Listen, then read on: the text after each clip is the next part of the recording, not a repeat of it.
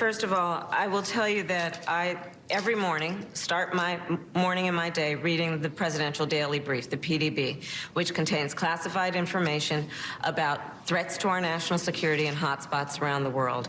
I am often in the Situation Room with the leaders of our military and our intelligence community, and of course the President of the United States. Is Vladimir Putin likely to listen to a later statement from the White House press secretary or the words of President Biden? I will repeat myself, and I'm Vice President of the United States.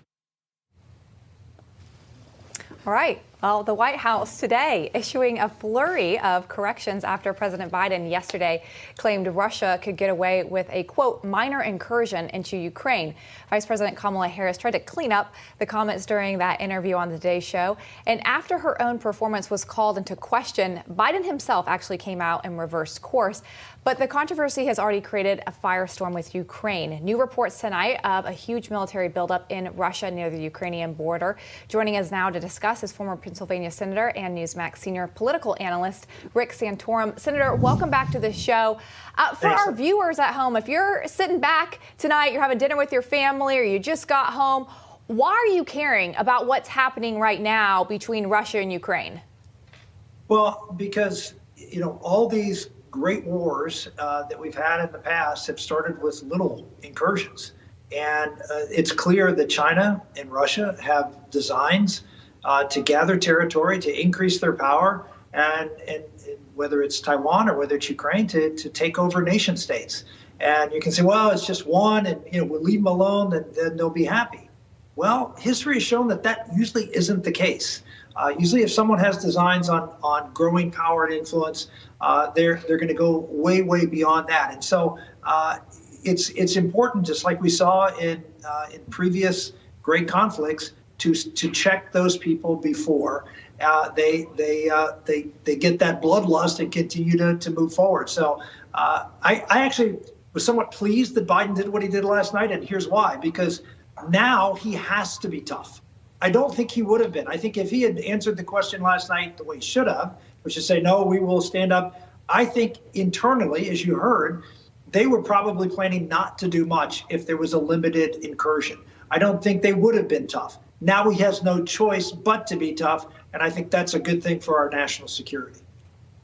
You know, it was Biden, when Joe Biden was campaigning, he said he was the candidate with the foreign policy experience. He's going to bring stability to our relationships around the world.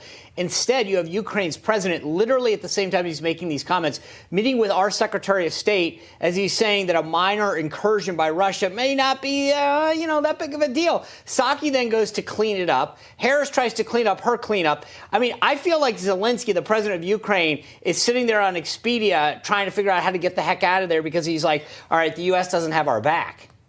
Well, clearly, before that statement was made, I don't think they did have Ukraine's back. I don't think there's any question they were going to give Vladimir Putin, just like Obama did back in 2013, latitude to do, surgical strikes or connect pieces of maybe to Crimea, to certain other areas of Ukraine. I think those things were, contemplated by the administration to sort of turn the other way. I don't think they can do that now. And I think the fact that this creates such a huff is a good thing for our security. But look, the idea that Joe Biden's experience, experience is one thing, actually getting it right is another thing. Joe Biden has lots of experience in foreign policy, and the experience has been consistent.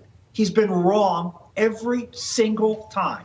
I mean, Bob Gates, the former Secretary of Defense under both Bush and Obama, said it, but he's not the first person to have said it. Anybody that served with Joe Biden in the United States Senate, it was a running joke within the Senate. Yeah. That, if Joe Biden took a position on national security, if you wanted to be smart, you took the other side, because in the end, Joe was going to be wrong.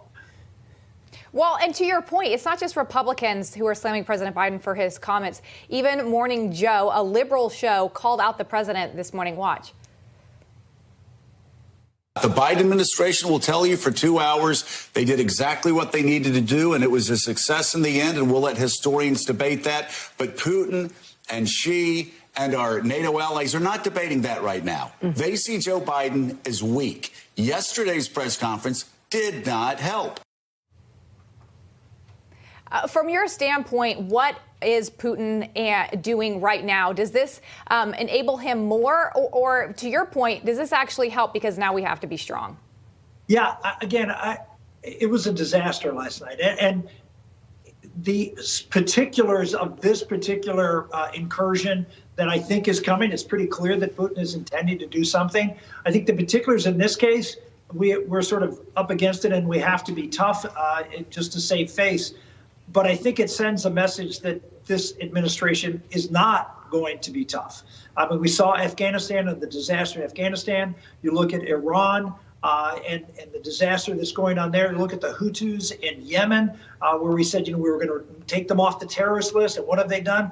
Now they're bombing the United Arab Emirates and Abu Dhabi. I mean, this is the kind of weakness that leads to people to push against America. Because they don't think we're going to push back. There are bad actors in the world stage, just like there are bad actors in the neighborhood. And those bad actors, if you don't have police, if you don't stand up to them, they're going to take advantage of you. And they think Joe Biden is that kind of guy. Yep, and I think China's an even bigger concern. Senator, thank you very much as always.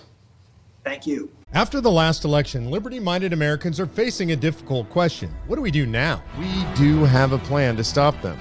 This is the only plan that bypasses Biden and Congress to save the republic. Sign the petition at conventionofstates.com.